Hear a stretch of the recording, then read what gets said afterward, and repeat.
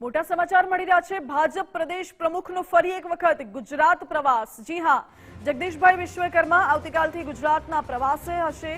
દાહોદથી આ પ્રવાસનો તેઓ પ્રારંભ કરવાના છે અને ત્યારબાદ અલગ અલગ જિલ્લાઓની મુલાકાત લેશે। પછી જૂનાગઢની પણ મુલાકાત લેવાના છે। સંગઠનની રચના થયા બાદ પ્રમુખનો આ બીજા તબક્કાનો પ્રવાસ ખૂબ મહત્વપૂર્ણ માનવામાં આવી રહ્યો છે। જે તે ઝોનના પ્રભારી, મહામંત્રી અને સંગઠનની ટીમ તેમની સાથે ઉપસ્થિત રહેશે।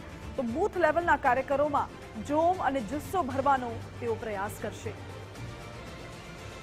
વધુ જાણકારી સાથે સંવાદદાતા નિકુંજ જાની જોડાઈ ગયા છે। જી નિકુંજ।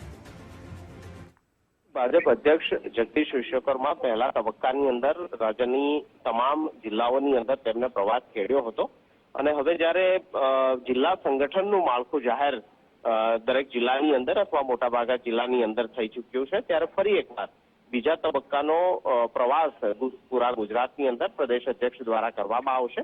આવતીકાલથી દાહોદથી આ પ્રવાસની શરૂઆત થઈ રહી છે।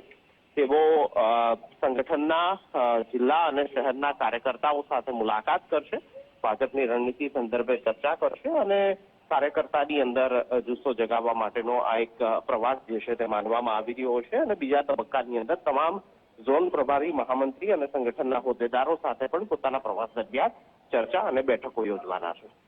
જી નિકુંજ, આભાર આપનો।